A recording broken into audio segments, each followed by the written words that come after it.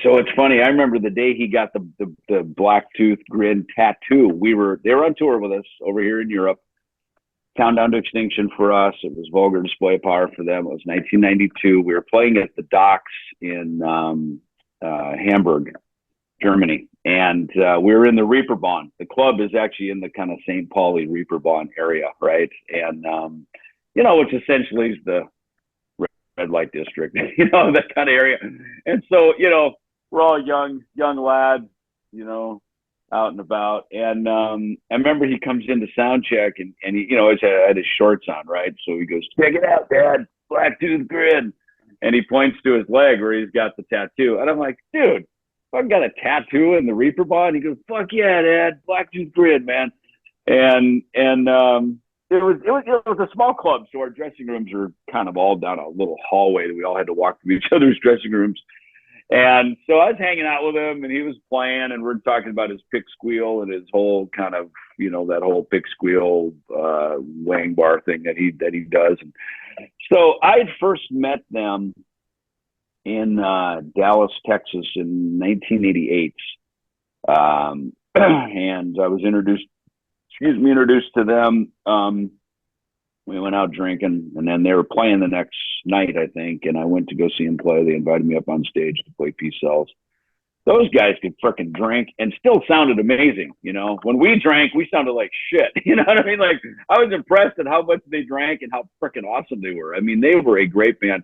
And I knew of them. They were in a lot of the magazines, and you could tell. And he was Diamond Daryl then. He wasn't Dimebag yet, right? So he was Diamond Daryl, and he was an up and coming star for sure. Everybody loved him. But they were great, man. I mean, super great band. And so that was on the Power Metal record that just come out, which I love that album, man. It's people don't know that before Cowboys from Hell, there was actually, I think, 3 other Pantera records. Phil Anselmo had just joined the band. Yeah. But Dime told me that night in '88, he told me, he said, he goes, "Man, brother, I want to tell you, Peace Cells changed my life." And I kind of shrugged it off like, "Yeah, cool, man. Thanks, bro." He goes, "No, I want to tell you right now, Peace Cells, that album changed my life."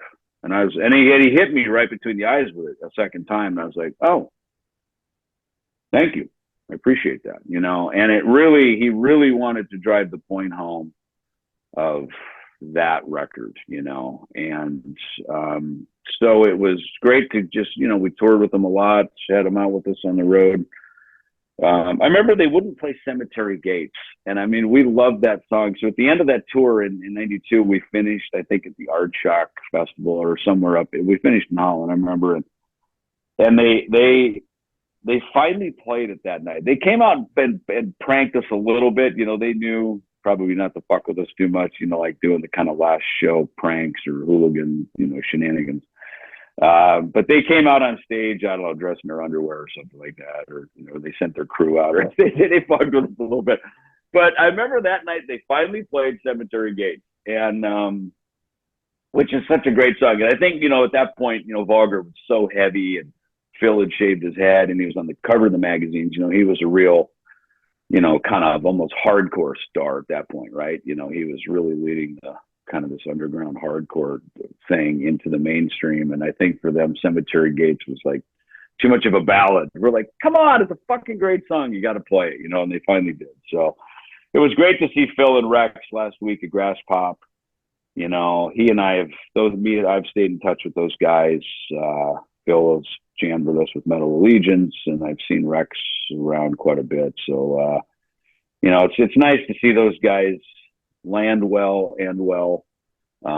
They too were super supportive to me a couple years ago with nice messages to me, and just, really had my back, I mean, look, any of us who have been in rock and roll more than a minute or two, and we've all been through some shit, man, and as has everybody, man. Everybody, it's called life, man, so it was great to see them, and I'm glad they're doing that very respectfully. I think fans love hearing those songs again, and so I'm happy for them, man. They're handling it very well.